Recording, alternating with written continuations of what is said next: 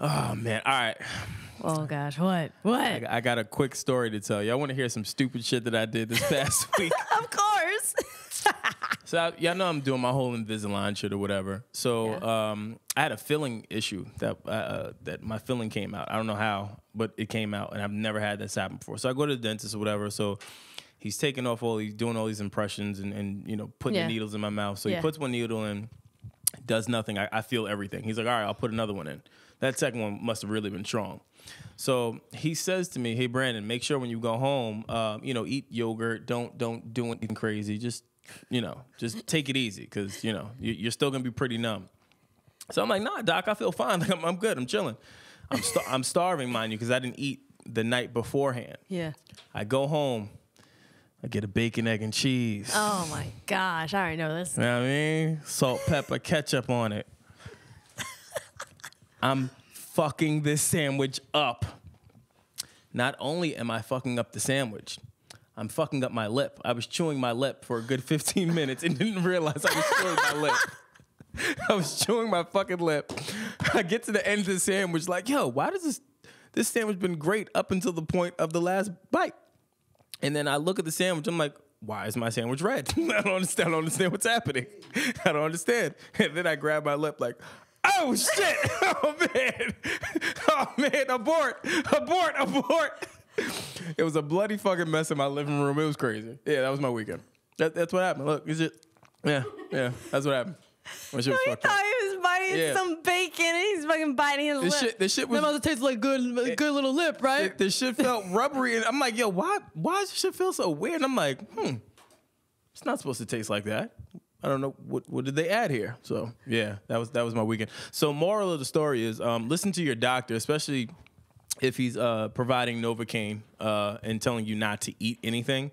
Yeah, don't eat anything. I'm gonna co-sign. I feel like I should be like a billboard for shit like that. Like like the don't do drugs commercials. I need to be the guy that says don't fucking. Oh, eat. Like the one where it's like this is your brain on drugs. You hit the egg. Yeah, I'm the guy with the brain on drugs egg situation. Yeah, I'm that guy. On that note, my name is Erin Ashley Simon. I'm Brandon Killabh. Welcome to another episode of Grassroots Podcast. I hope you're not eating a sandwich with a numb lip out here. Listen to this episode. Don't do it. We're gonna get right into it. I know we usually start on like a high note or something energetic, but we have to pay our respects to Mac Miller. Yeah. What happened? It hit a lot of people. I know it definitely affected me for various reasons. It hit me for a number of reasons. I thought about, we had a great privilege in being on Genius and talking about, his album and being able to really listen to him.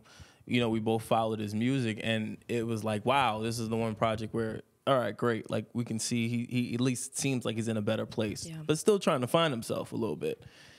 And then, you just hear this tragic news out of the blue. Like, and I know this may sound crazy, but I always pegged, like I can always see when maybe another rapper may go. Does that make sense? Like, their patterns. Their patterns start looking crazy, pass outs. Multiple like there's a number of artists that you see that are openly doing lean or doing whatever. Yeah. And you like, he may be next, unfortunately. He may be next. He was not on my list of people that to be to impact the world the way that he is by such a tragic death. And I know it's not ruled out of how he passed or anything like that. So, but I mean, it's just tragic in itself. And then to come find out he's 26. Like he's 26. Yeah, I know. For me personally, I'm 26, and so anytime I see someone pass that's either around my age or younger, it really kind of fucked me up. Yeah. But I think what fucked me up more is that like I grew up listening to Mac Miller. Like the first project I heard from him was KIDS, Kids Kicking Incredibly Dope Shit, and that Kool-Aid and frozen pizza, like that was my shit. Yeah. And just even from there, I really followed his career. You know how like sometimes there are certain artists that you catch when you're younger and you just follow their career. He was one of those people that I followed throughout my years. I would say there's maybe one or two projects that I didn't really listen to as much, but that was only because that was during like my college soccer days, so I didn't have that much time. But it really affected me because like Mac Miller has a position within the staple, especially when it comes to the blog music scene, right? Yeah. Even as part of the mixtape era, he was a part of that. And so for me, it's just like, I don't know. Honestly, I'm a little bit lost for words because I just like Mac Miller had his special place within hip hop, his special place within music, his special place within the blogging days. Like he was just a special individual, and I've honestly, from the people, our other people in media and people that we've spoken to, they all said amazing things about him. Like he was a great human being who always was trying to make you laugh, and even though I never had the privilege of really getting to know him, just all this together, it makes me feel like I knew him. Yeah, it's one of those things. He's one of those artists, and you can see like the way people now reflect on him. You know what I mean? Yeah. Like he was close with everyone, and that's the one thing about him, which is rare. You never hear artists that are liked by everyone. You know what I mean? Like media, rappers, A-listers, B-listers, C-listers, like everyone liked this kid because of his personality, because of his journey, because of where he was. And to see so many people impacted by it, it's kind of telling to his character and who he was as a person. You know what I mean? Yeah, and he was someone who also respected the culture. Yeah. That's what I really liked about him too. The one thing I don't like out of this situation is people blaming Ariana Grande. That's so fucked up, people. Like, why y'all? Really? You know how fucked up she probably got to be right now with his death alone, and then y'all go and blame this girl? I hate when people utilize someone's relationship and blame them for why that person died. Like, they broke up, okay? They weren't meant to be together. At the grand scheme, they weren't meant to be together. But we shouldn't fucking be blaming her for the situation. And if you're respectful enough, you should give her respect to let her be and mourn in peace. Because she probably is feeling like crap. God only knows what she's going through right now with everything that's happening. Like, it's like week after week you think about it. Ariana's really had like a bad couple of months when you the terrorist attack within her concert, the nasty pastor shit, like this, like it's just like I don't know. I feel like during times of death, sometimes people just instantly go into pointing fingers, and it's just like like we just lost a dope human being. Let's just focus on that. Yeah, this ain't the time. This is not the time to be pointing fingers and, oh, this person should have done this and this. Like, no, just like right now, just pay your respects and just respect the people in their camp, respect the artist's family, even respect someone that they might have just dated or got, or broke up with, because no matter what, that's still going to affect her. Even if they're not together, when you get into a relationship and you become intimate with someone, you leave a piece of you with that person. And Mac left a piece of him with her. So that's so fucked up. Like I'm not down with that shit at all. Yeah, me neither. Prayers to his family, friends, supporters. You're definitely in our prayers. Hold your head. Was it hard for you to listen to his music? Yeah. It was for me. Yeah, I couldn't do it. I tried listening to it, and then I found out his age and got extremely, extremely, extremely sad about it. Like, that kid is 26. Yeah. Even though obviously he's an artist, he's probably experienced so much things. He still hasn't experienced things from a spiritual level. Like, I feel like as you get older, you things change. I say that a lot. Like, I can tell you how I felt when I turned 21. I can tell you how I felt when I turned 25. When you hit 30, things change. You look at things change. I say it a lot. The day I woke up after turning 30, I felt like I was in the Matrix. My whole outlook on life changes. It really does. Yeah. A lot of people, all of my friends older than me, they all said the same thing. Like, oh, you ain't been through shit. Wait till you turn 30. Everyone said that, and I didn't understand what it was until I turned 30. And I was like, oh my God, like, what is this feeling? Why do I feel like this? And then you get in a space of just kind of just wisdom almost. Like you've seen so much at that point.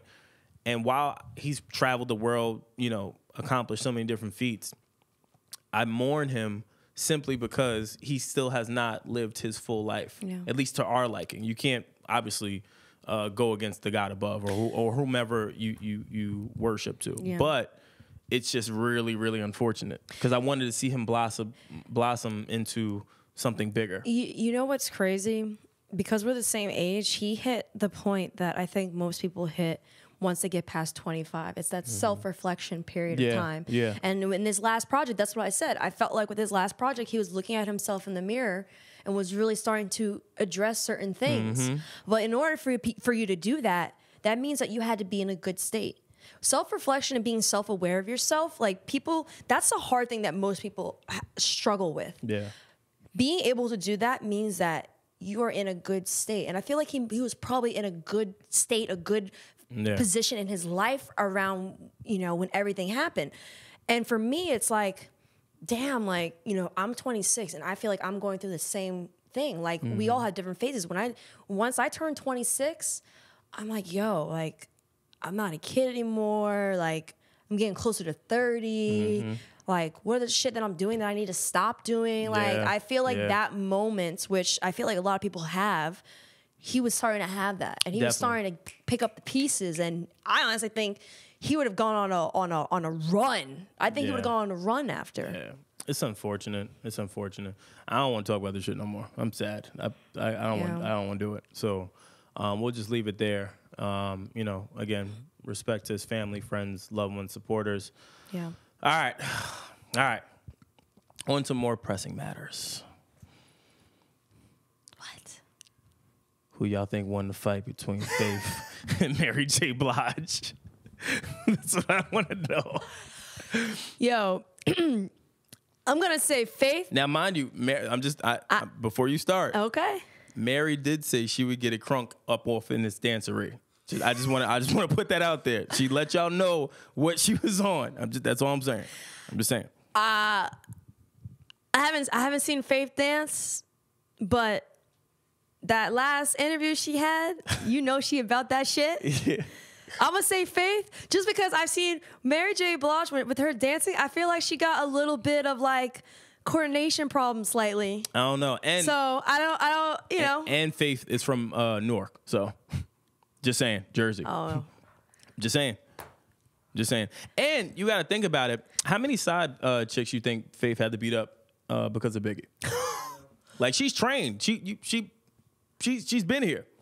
Yo, what if she's like, didn't Fat Joe before say he was scared of his wife because she basically was like, I'm gonna kill you. And what if Faith did that too? Like one day he's sleeping, she's just like, if you have another side chick, I'm going to kill you. Yeah. Like when they do silent and whisper shit, yo, they're gonna actually kill you. Yeah. Anytime a woman is like calm, that's like the scariest thing ever. Especially when she's sitting in the chair and you come in the door, you're like, so how's your day? Yeah, Eddie Murphy said that on Delirious. I know that's an old reference, but he was like, no. He's like, the wife was like, no, don't worry about it. Just go to sleep. That's fine. Don't do nothing. Don't go to sleep. Just go to sleep. Just get some rest. Like, nah, that's some scary shit. I put Faith on that list. Faith is one of the people that I look at as getting busy. And while Mary, of course, what's the 411 Mary, as hood as can be, I just don't see Mary. Mary been mad happy. Like, Faith still with the shits. I got Faith winning this fight, and apparently it happened at Diddy's house, which is pretty interesting. Oh my gosh, what? Yeah. Yo, what is with all this fighting and shit? I feel like it's becoming like fucking like celebrity death match up here. Yeah, it's getting real out here. Everybody's now resorting to them hands. Well, all right. While people resorted to hands, some people resorted to shoes. So I'm just saying. It's like the same thing. You can't reach for someone. You're going to grab the closest shit and you're going to do that. Throw a shoe. Yo. If there was a Super Smash Bros, but celebrity style, right? who would be in the game and which character would you pick? This is some real shit. All right, so if we picking characters, all right, so our character lineup is Faith, Mary J, Cardi Nicki, B. Cardi. Who else fought recently? Remy. Well, Remy hasn't fought, but I'm throwing her in there. And, Riley, Big Raw. And then who else? Who's a good one? Guys, who also fought? Wait, there's some. Oh, you gotta throw Monica in there. You have to throw Monica in there. You have to throw Monica in there. Oh my gosh. If I'm my pick, I'm going with Remy. Yeah. I'm going with Remy. I'm going with Remy. I'm going with Remy too. Yeah, I'm going with Remy. If all right, so take Remy out. If I don't have Remy in there, who am I going with? I may have to go with Faith. I ain't gonna lie. Mm-hmm. Faith. Nah, I may go with Cardi. I think I'm going with Cardi. Well, the thing with Cardi is I don't know if she would do like she would do like the quick jabs, a quick hit you, but I don't know what her KO would be. The shoe. Big ass shoe drops in the ceiling, just the shoe. The shoe. Yeah, I don't know. So yeah, someone needs to make that video game. That should be interesting. That should be fire. I would play that. So yeah, if you're under a rock, again, another fight happened this weekend. Something's in the water. Everyone's fighting this weekend. Wasn't there like a Mercury retrograde or something happened recently? I don't know what's happening. Cardi and Nicki got into it at the Fashion Week, which while we have the jokes there, because I have the jokes there, I will say it was tasteless though. For a number of reasons. Number one, two women at a quote-unquote white-esque event where you're normally not allowed there. You normally don't make it that big to be at a gala in those settings with that type of crowd. Tasteless. And then also, it just, from a growth standpoint, it just looks bad. Yeah. Like, while I was sitting in the dentist, it was on the news.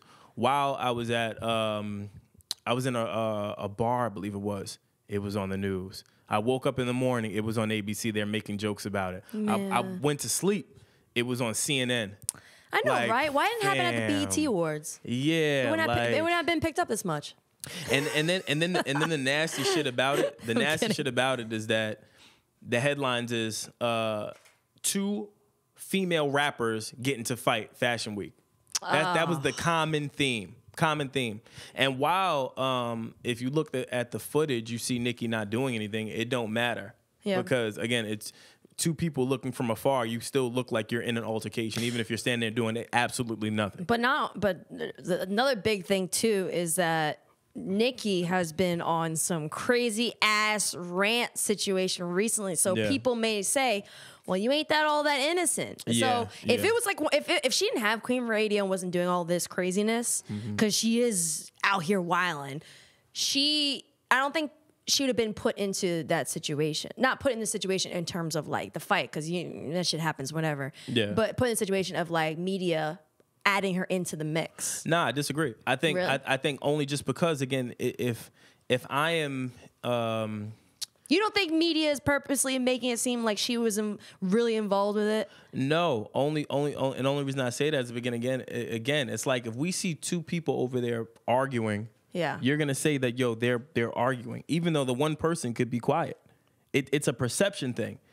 I think because of where it happened, and because of both of their backgrounds, be it their rappers, that's why. It's another shot at pulling down a culture. It's another shot at pulling down urban America, and it's another shot at pulling down minorities. True. And I'm not mad at it because it's the truth. Y'all are wrong. Y'all look nasty. Y'all came. Both of them look gorgeous. Walked out with your butt cheek out and no shoe, not on your head. I get it. I know it's alleged that Nicki or somebody was saying something about Cardi's kid. I get that. I get the protection. My thing is, this sentence stuck out for me when Cardi, she Instagrammed the message pretty much saying, talking about, they've tried to stop her bags. They've tried to stop her money. In my mind, I'm like, well, no, you're stopping it right now. You're stopping your money. You're stopping yourself. Out of all places to get into a fight, or to have an altercation, or to approach someone, you do it at Fashion Week? It's tasteless. Both of them, it's tasteless. I don't care, even if Nicki's standing there doing nothing. The both of y'all still. At what point do you put your differences aside and just Someone needs to be the bigger person. It's just getting out of hand. It's getting out of hand. It's looking ridiculous. And it's even nasty. worse because you're supposed to, like, we got other women rappers out here talking about women empowerment, how we have to all get together. And it's continuing this narrative that women cannot get along. Like, they both need to stop this bullshit. That narrative will never, ever change when you have altercations like that happen in elegant settings. It's never going to end. Exactly. Never in a million years. There's nothing you can say, do, nothing. In order for a result to change, in order for a perspective to change, you have to change your ways. You have to change how your mindset is. Cardi is now so big that she is still moving as if she has nothing to lose. It's dangerous. It's dangerous at this point. Yo, I can't lie though. I was dying seeing the people making Cardi and Nicki into the new Nike campaign ads. Yeah, it's bad. It's bad. I forget what they said, but one they were talking about the shoe. They had, like, for her throwing the shoe. Yeah. I forget. I think they said heal it or something like that. the fucking not comments about Cardi was pretty funny. Yo, that not though. Yeah. And while people were saying that either Ra Ali or Nicki did it, I heard that it was in fact a security guard that accidentally elbowed her. Oh, by trying to break it up. Yeah. She got hit with it. But again, the funniest shit to me was Cardi's face walking out, I will say. Yeah. She had zero regret on her face. No fucks given. She was like, I don't give a fuck. I'll trash this whole place. She had her ass out, not on her head, and she said, she was like, that was the face of like, I would do that again. Yeah, she'll do it. She was like, I'll do it again 5 times over. I don't care. In typical Cardi fashion. I thought that was funny. Just because, like, yo, you're not changing this girl. But at a point, she's going to have to change. Especially, you talk about your kid, you talk about your livelihood. You start to keep doing things like this, it will definitely impact that negatively. Well, also another thing she doesn't realize too is if you're reacting like this because of what people are saying about your kid. Now, mind you, I get it. Like, you can say anything about anyone, but just not someone's kid. Yeah. But if you're reacting to this level, you do know that people who don't like you, they're gonna purposely now bring up your kid because they know that they can get you. 100%. Because they're gonna feel good knowing that they're gonna get you and they eat away at you every fucking time they bring your child up. And that's the thing. You never want your enemies to know what your weakness is. Never want to give them your cards. It will be exploited. It will be exploited. It will be exploited. So I just hope that the both of them learn from it. And it don't really look like Nicki did anything at the event, but something must have happened for her to lash out like the way that she did. So, we'll see what happens moving forward. But a good segue point about being mature, you see Drake and Meek Mill. Oh, look at that. That's pretty fire. I'm impressed. Question though, do you think this reunion partially has to deal with Nicki? Tell me more. Well, you got Nicki wilding out. Meek used to date Nicki. Okay. Nicki used to be closely tied to Drake. I don't know how their relationship is now. But do you feel like they both came together and they said, you know what? You're right. She wildin'. Let's put her to the side and just be cool. Do you think that part of the reason why they got into the rift was because of Nicki? And now that she's wildin', they're like, you know what? Let's make up. I definitely think Nicki played a part in it. What? Not saying that she's fully, but I'm just saying, do you think Nicki, I think there's Nicki in a situation with Nicki and just how she is now, do you think that kind of contributed to Meek and Drake just finally being like, yo, not like the whole, not being the main thing, but contributing to them making up? I don't know. Only just because I know that Nicki and Cardi, Nicki and Drake, like it's at least from optically speaking, it looks like they were mending their relationships because for a while, again, they weren't speaking, and then they did the whole little Instagram video together, with the whole, he was poking fun at the Fifi record. Yeah. And then when Meek, prior to that, Meek came home and he did an interview saying, yo, I saw what Drake did on tour. He shouted me out. He was like, I like positive energy. We had a conversation. It was positive vibes. So I always knew that the potential was there. The moment that Drake said, Meek Mill, hold your head, that whole speech. I always thought that there was at least hope. So here then, it's also very possible that trifecta they all were making up. It's very possible. Could be too, because I know that Nicki is quoted in saying that Meek is still in her DMs, and she hinted at still having relationships and not. So it's very possible she just the fact that that she was breaking up with both of them probably helped. Could be. Now that you say that, it could be. Because I thought it was it was either they were just like, nah, like she's wild, or it could be that they're all like, nah, we're good. We're all good. We're all good. So either way, I think she might contribute to it. I may be rolling with you. I honestly may be rolling with you. And now, if we go with that theory, it could be one of those things where Nicki actually was still talking to Meek, and then had a conversation with Drake. Yeah. It's very possible. That could it's very possible. It's very possible. But boy, did that fucking crowd go crazy when Meek came out. Make some motherfucking noise for yourself. You deserved it. Let's go. But Drake was probably on stage like, man, y'all niggas ain't loyal. Y'all ain't loyal, man. Oh, he knows that. How you gonna cheer for him? Nah, Drake knows that. He's the king of internet. Yeah. He knows how flippy floppy things can be. But it looked good. It looked good. Like even their Instagram messages back and forth with each other. Meek saying, "Yo, we happy as shit," and Drake putting a really powerful caption like, "Yo, we have bigger things to do, and we have bigger plans that we need to follow through with." I thought that was really dope. I like the and while I'm always for the beef, we're always for beef. Smoke. But we're always for the smoke. But I like that union. I like that they're on a good pace, especially because nothing was coming from it. I know. Now we need a song. Yeah. Come on, Drake and Meek. Bring us that song. Bring us that new anthem. Something. Fuck it. Make it a winter anthem. I don't care. Just bring it. Just make it a winter anthem. Just bring something, please. I'm asking. PSA. Yeah, I know one thing. That Meek record, that intro record still goes off.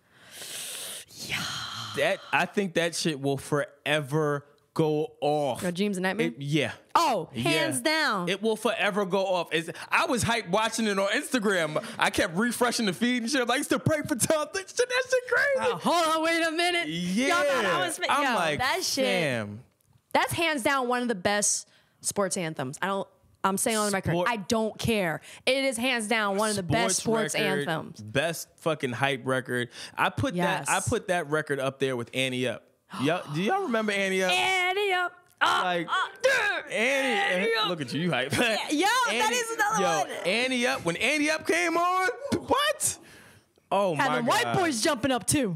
Yeah, man. I definitely put that up there with one of those timeless records of the moment it comes on, you rocking.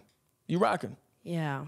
So I'm happy about that shit, man. But honestly, you know what's crazy? Before even that song, like you had like In the Paint, Waka Flocka, like that shit. That was it. Anytime you heard that. What's another good record? Yeah, Waka had joints that no matter where you were, when you heard his songs, you amped the fuck up. You think Waka slept on? In what way? What do you mean? Just making records. Like when you think about Waka, he often gets shamed for saying stupid things at times. But you never really see people praise him for his artistic ability. Like they kill him for the voting cool shit. Yeah. They kill him for the interviews that he's done where he's maybe not be clear on certain things. And the shit. That's a lot of rappers. But a lot of rappers aren't clear. That's my point. I just feel like he gets killed a lot for just saying stupid shit, and everyone says stupid shit. Like it happens, but they be killing him. Listen, people kill people for the stupidest shit. Like that's just the internet. But no one can sit here and say that Waka did not have his moment where every fucking person was playing his song at every sporting event, at every party, even fucking bar mitzvahs, they were playing Waka Flocka. Yeah, Waka got hits. He has hits. I don't care. Even now when you play his music, you are amped up. Yeah, like I can see the veins coming in your neck. You're definitely amped right now. Waka. Bow, bow. Okay. See? That shit. Look at you, Waka got you wildin'. I'm ready. That shit makes you want to go out and fight someone. It does. It makes you say, shit. let me call up somebody. Let me call up my ex-boyfriend and just start bleeping out on him. Let me call someone else up. Yo, all right. What else we talking about? As I'm eating my vegan cookies. What was the other shit? Oh, okay. All right. Did you see Watch the Throne 2? Kanye tweeted. Watch the Throne 2. That's all the information I have. That's like, there's no real punchline. I know. there. I saw Def Jam share the photos Yeah, too. they shared it. What are your thoughts? Do you think it's with Hove? No. I think it's with Tekashi. You think so too, right? I think it's really with Tekashi. Are you here for a Watch the Throne Tekashi Kanye album? Let me answer that for you. I'm not here for it. I'm not here for it. No, you can't. You fucking can't. Don't take a concept you did with Jay. Yeah. And then you're saying Watch Throne 2, and you point to, like, no offense to Tekashi, but bruh. It has nothing to do with Tekashi. No, but what I'm saying is you're using the same concept that you used with Jay. Yeah, that's I'm rolling with you. That's my point. That's crazy. I'm sorry. The moment I hear Watch the Throne, I think Kanye, Hove. I'm not thinking Tekashi and Ye. Like that just seems weird to me. It seems very, very weird to me. And I get it. I get it for I get it for a number of reasons. I get it. I get it. And also I get it because tell me why you get it, I'll tell you why I get it. All right, well, I'll tell you one reason why I get it, and I know what yours is, but I'm not gonna say your reason. One, Kanye said he's one of the biggest trollers. Mm-hmm. He knows that if he purposely uses Watch the Throne 2, that he's gonna get a lot of attention, that people are gonna talk about it, and then people are gonna actually want to listen to it. Okay.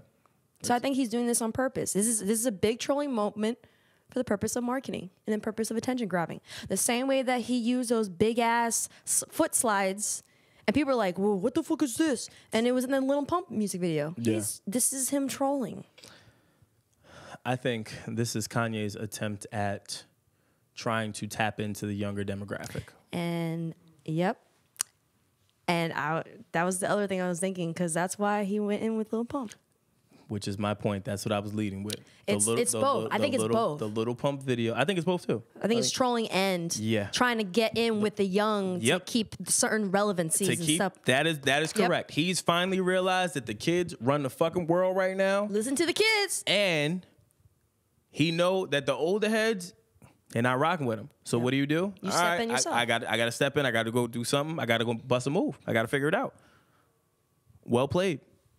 Well played. I'm not mad at it. I'm not mad at it. Neither am I. Now, will it resonate with listeners and that I don't know. I mean, Watch the Throne is a brand. Like when you think Watch the Throne, that's a tough act to follow. Watch the Throne for me is probably one of my favorite albums. Like Watch the Throne for me is a really, really dope album. But you know what? It's interesting because like what you're saying, I get it why he used Tekashi. Think about it. You have Watch the Throne originally. These are two black men that had such defining moments in hip hop. Mm-hmm. That had such defining moments in music.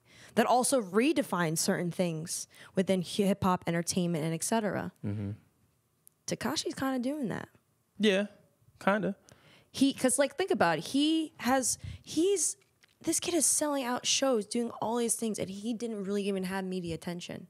Which is true. He built him and his crew built that shit on their own. His glow up by himself is really, really impressive. Like you can't take that away from the kid. Like he's talented. But he is going I'm just saying based from strategy and what I'm seeing. Like I'm not really a big fan of all of his music. He got some songs that he got a few songs that go hard. I can't lie, he does. He does. He got a few that kind of go hard.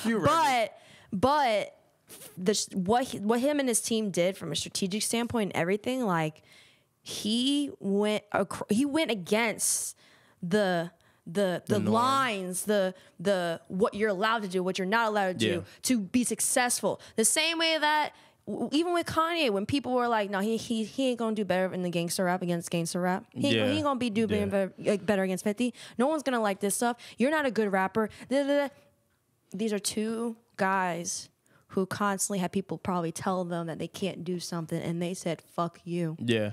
So I get it. That pairing makes sense. It makes sense. It makes sense. And I'm sure Kanye sees a little bit of himself in Tekashi. You think so?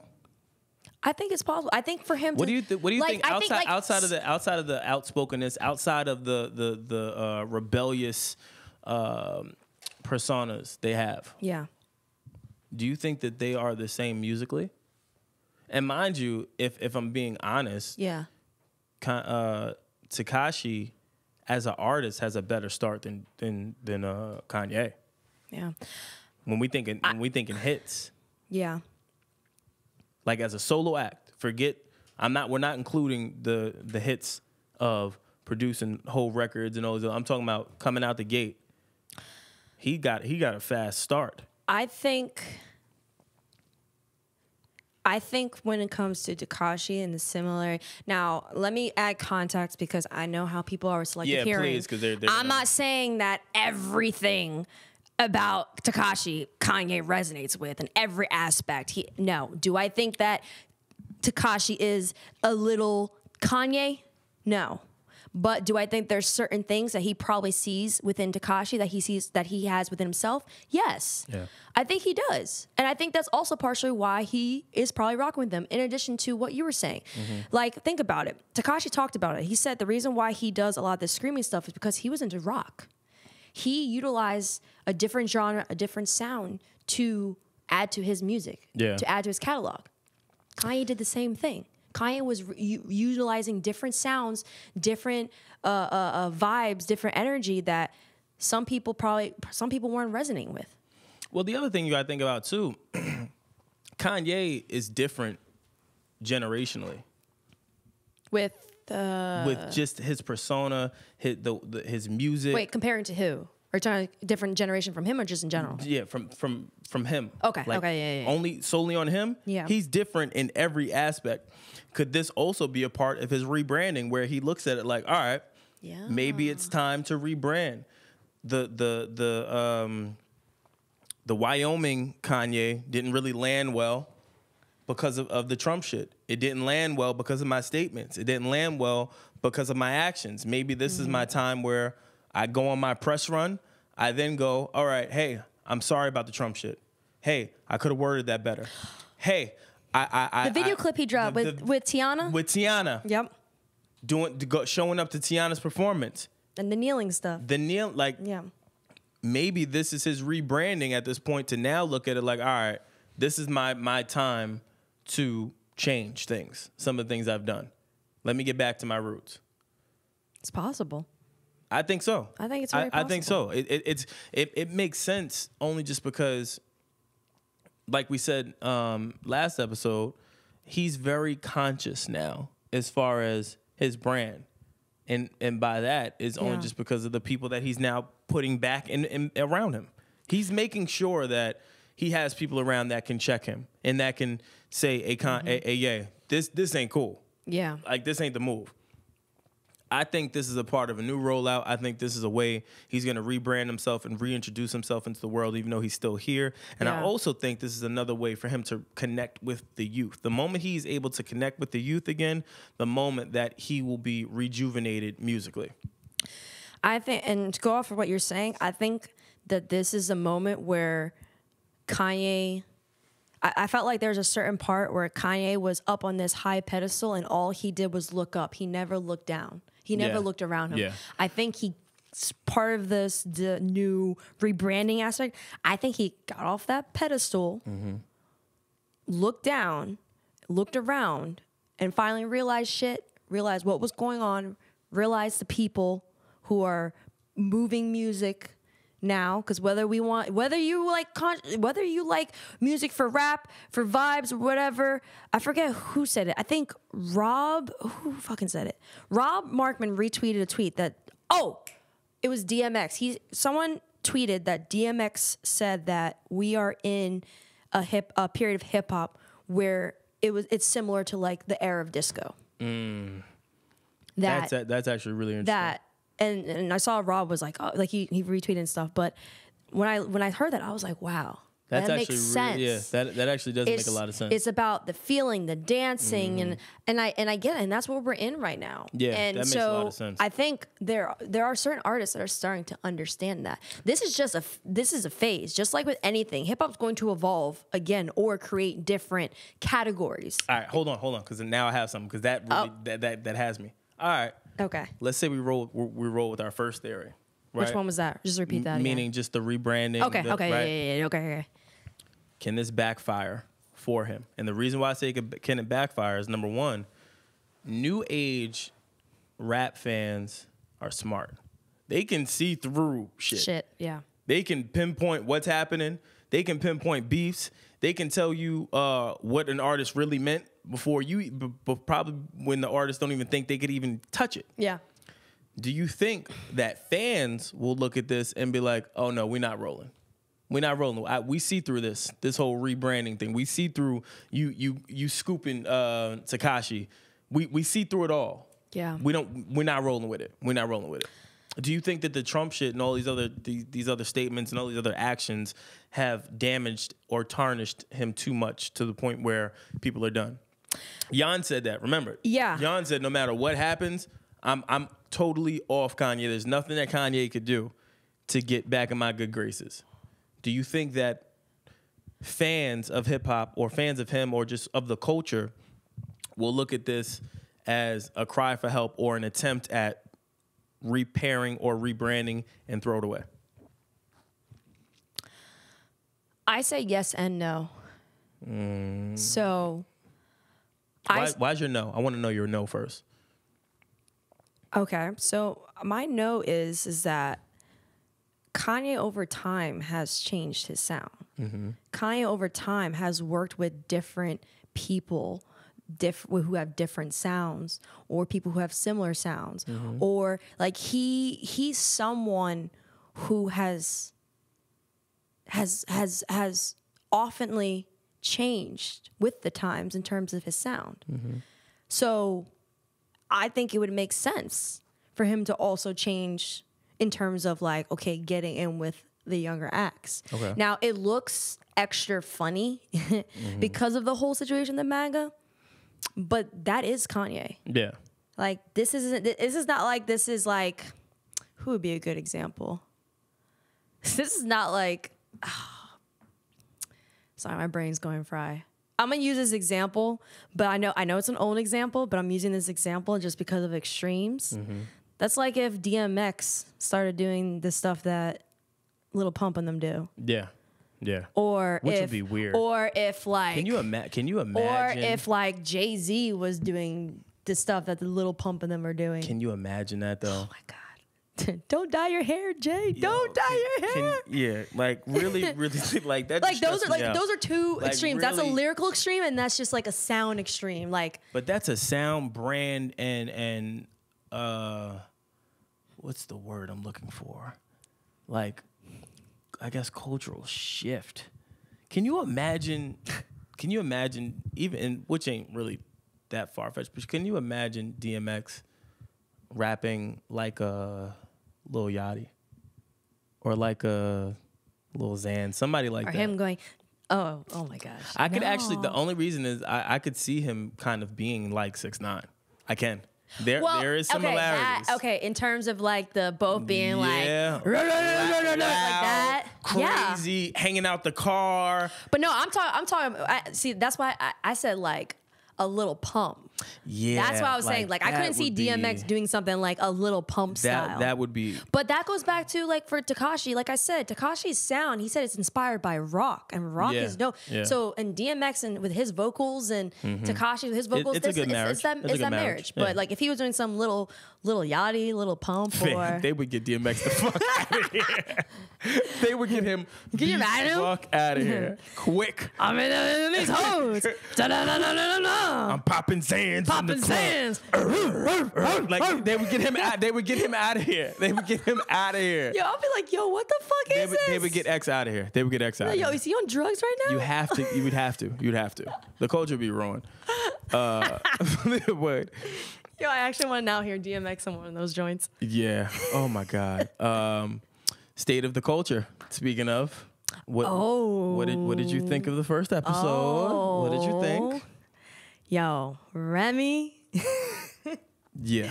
Yo, Remy's about that life, son. I said this to Remy, and I'll say it, I'm scared of Remy. I'm scared of Remy. Even though she's a sweetheart, she really, really is a sweetheart. Oh no, she seems she's like super, super nice. But she's about that life. She's about that life. She'll let you know really, really quickly. She's Real about that quick. life. Really, really quickly. I think first good episode. A lot of insight. Yeah. It was unusual because I thought it was 3 people on the show, and it's actually 4 people on the show. Wait, before you even go, Britt was there. Yeah. You were there. Mm-hmm. So when you make sure you give like some good detailed. Well, if I'm giving details, Britt was too busy to talk to me. Britt was acting mad Hollywood with her little earpiece on. I said, "Hey, Britt." She said, I gotta operate camera 1. I'm sorry, I can't talk to you right now." So I mean, we'll get into that at a later date. Gotta have a team meeting about that shit. You swerved him, Britt. Yeah, swerved him. yeah. She acted Hollywood on me. Man, she said, "I don't fucking care. I'll be throwing shots every day." That's how she's like, "I don't care." I went to go sit at the cool table with Britt and shit, and she's like, "I have to go. I have work to do. Sorry." I was like, "Oh shit, damn, that's fucked up." I thought we were family. Like, she's like, "No, state of the culture now. Sorry." I'm like, all right, I get it. Don't fuck up her bag. Nah, Britt was working all of that. Well, that whole team, that really, really nice crew, nice set. It was a good experience. The dialogue, I think, has room to grow. Okay, in what way? For me, I feel like they're still all feeling each other out. Like there's not that chemistry of knowing like when to come in, when to argue, when to knowing like how we started to figure that out. Because at first we were awkward as fuck. That's 100%. Like they were how we were in the beginning. It reminds me of us when we first started, where we were very not reserved, because they're not reserved. But they're very. It's like they're thinking too much, right? Yeah, as opposed to just flying with it, like just let it go. I think once that happens, I think that show is going to be fucking amazing. And mind you, from the first episode, it still is really, really good content. Yeah. So I can only imagine once they're able to read each other and be able to chime in when they need to, or to be able to really go at each other. Yeah. Like the shit between Joe and Remy was funny, just because. It started off air and then on air, and it still trickled over where she was calling him pussy for not responding to M, and he starts obviously just in typical Joe fashion, like, "I'm gonna cut his ass up. I'm gonna cut his," you know how he goes. So it's like it was funny. I like the dynamic, and even the cast as a whole. Scotty was really good. I felt like she could have interjected more, but Do you feel like the other two were too dominant that she was not able to? That's what's going to be the interesting piece. You have Joe dominant, you have Remy dominant, and then you have Scotty, and then you have this kid. What's his name? Jinx. I kept messing his name up. Sorry, Jinx. I think once they all figure out a group gel, they're gonna have something good. And I also like that they cover topics like you would expect a culture to cover the topics. You know what I'm saying? Like when you think state of the culture, we're talking about everything holistically. We're talking about hip hop. We're talking about whatever. Yeah. I could see this show being something big where they do it on just a bigger scale. They'll have a bigger impact on things. And the set looks sexy. All that shit just looks good. I'm excited for it. Yeah, I saw some behind the scenes. I saw some people posting the behind the scenes and stuff like that. I think the set is better. Yeah. I saw the previous set. I don't know how I felt about that one, but it was also really dope to kind of see now that we know Lyric. It was kind of dope to see the BTS of her really like working behind and stuff like that. Just because like. I've never seen her. I mean, I've seen production work. I've been behind on TV shows and stuff like that, but I've never seen her really running the show. Yeah. So I thought that was really cool to catch some of that stuff because I know Britney was shooting BTS, and then I saw those clips up on Lyric's page and a few others. Even at the spur of the moment, like they all come together and just work. Like it really reminds me of us a lot, just because we all will. Whatever we adjust, is what I'll say. Like when stuff happens, when guests cancel or just a topic comes to play, something happens, we adjust. They did a great job of just adjusting to each other. Like they had really, really good dialogue around the thing. Like, no, What's your stance? Oh well, no, we're gonna figure this out. We need. They're all very, very, very, very passionate about the content, and I think that's what's gonna make that show really good. Oh, it's easier to adjust when you have the passion. It's harder when you don't have the passion. You're trying to get that energy from the person. Yeah. It's kind of like when you have people who interview people and you know they don't want to interview this person. You can sense it. It's not the same energy, not the same quality. Yeah. But when you have someone who's really into it, that shit is dope. I wonder what a guest segment would be on there though. Like I wonder even if they will have guests on. I don't really know. You know what? I fear that if they have guests, that people will be like, "Oh, this is like everyday struggle." And well, I think that's gonna come regardless. Well, yeah. You figure, but I'm just saying more. It's gonna come more. Of course, it's gonna come because you have people sitting in chairs having conversation. People think that people sitting in chairs having conversation is everyday struggle. Yeah, no. Why is that? You do know that those formats have been around in TV for beyond I never understand beyond why people just do everyday that. struggle, like beyond just digital. Like it's just a nice setup. That's just how it is. Yeah. I feel like they may. I don't know, but then also like now it's just like you have everyday struggle, still struggling, but not as much, but still struggling. Yeah. Then you got Joe's show. Now there's gonna be a battle going on. Well, my thing is, do you really think it will be a battle? No, because I don't depend based off of this episode and where I see the potential. This show will hands down beat Everyday Struggle. Yeah, hands down. I think the dynamic will be a little bit more crazy. Like I foresee them having good, really, really good interactions, and then probably some bad interactions that will be good content wise. Yeah. I could see them. I think once the moment that they get comfortable with each other, that's when the real magic is gonna happen. And I also like the fact that, not to say that she's the opposer, but she is going to be occasionally the opposing voice to Joe. Having Remy as a dominant woman, she's perfect. I think it's perfect. She's perfect. I think it's perfect having those two perspectives. They both got the same energy, but I think I look at them as one and the same. I said that yesterday, and Joe was like, "No, we're not. No, we're not. No, we're not. Remy's crazy. No, we're not." I'm like, "Yeah, but you're a little off too." Like, let's not act like you're just sane here. And of course, he started with this whole media man shit. He had his knees out. It was crazy yesterday. But no, the other thing is too. That's how I viewed it. Like when I originally heard that Remy was going to be on the show, I automatically thought that's perfect. It is, and I think it's perfect too that they added Jinx with Scotty. Yeah, because it's a balance. It's a balance. You got two.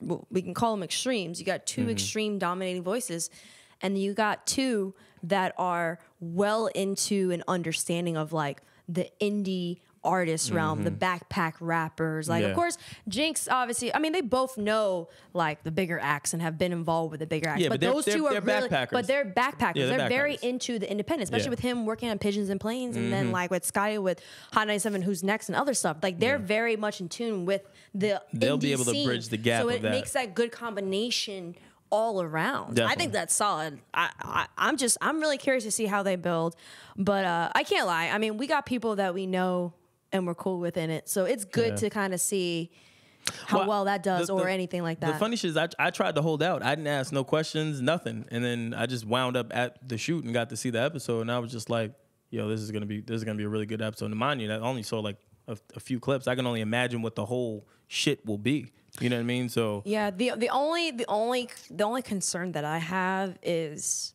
as someone who's been at Revolt TV, the red tape situation, like with certain things not be able to be said or talked about, or this is that. That's the only saying hindering them from content stuff. Not hindering them in general, but I think that could make it difficult at times, because if there's certain conversations that are big topics that happen and then they can't talk about it, that red tape situation could affect certain things. Not true. Like I'm not saying like the whole show, but yeah, it could. But I think it will be big, like an Everyday Struggle was, where it's going to be one of those things where the moment that they're relinquished of that, I think it'll be no holds bar, I think. But you know what else is a shocker for me? Didn't they say they're going to drop it on digital first and then TV second? Yeah. Guys, when I worked at Revolt, that never happened, really. Like, there's certain Or is it vice versa? I don't remember what it is. Is it a digital verse in TV? Yeah. Yeah, when I was at Revolt, a lot of this stuff would have been dropped first on TV, then digital. That shows This shows a change. That shows you that shows a positive change at Revolt. And listen, guys, I'm not hating or anything. I'm just saying based off of my experience of what I saw. Like that is a good positive change that they're dropping it digital first, then TV. That means they're seeing the shift and they're shifting. They're getting it together. They're shifting. That's real. Once they said that, I said, "Oh, that's smart. That's smart." And they're going to re-edit it as a different version for TV too. So you may get content on TV that wasn't in digital. Very that smart. Is smart. It's smart. And the dope thing about it is when you have that type of thinking in mind, sky's to the limit. That means you guys already have the right creative hat on. Now it's just about putting out good content. So it is. I'm excited about it. But I guess to the fans, listeners, let us know what you guys think about all the topics today covered. Be sure to subscribe. Excuse me. Be sure to subscribe to our YouTube channel. It's Grassroots Pod. Cast. And then Grassroots Pod on Instagram, Twitter, Facebook. I love you. You always save me. And then also group chat links in the description. Yeah. We still got shirts available. I think we're working on another design though because we hit our 1 year mark. Yeah, they better get it because that shit it's about to close in a minute. Yeah, I think we're gonna be working on our 1 year mark shirt. Or special limited edition kind. I don't know. We're just letting y'all know. It's gonna be a little more detailed, a little more colorful, a little more special. And let us know what you guys think about our NBA 2K review. We both were trash. So yo, it's so hard to freaking do a review and play a video game. Yeah. Like I got so into it because all I was caring about was just making them threes, dunking, and I couldn't think about anything else. Like I definitely was sounding fucking crazy in that video. I think we both came to the conclusion. Salute to the gamers that do that shit. Yes. And do those podcast shows or whatever there is content wise, playing a game, filming, and trying to be entertaining. That is really difficult. But you know what? Honestly, over time, I think we can. If we're able to adjust to doing podcasts and stuff like that, it just takes practice. That's all. Yeah, I agree. Maybe we'll practice it. Hint, hint. Wink, wink. Wink, wink. That's all we'll say. Let us know what you guys think. All right. With that said, I'm Brandon Killabh. I'm Erin Ashley Simon, and we out. Yeah. Grassroots.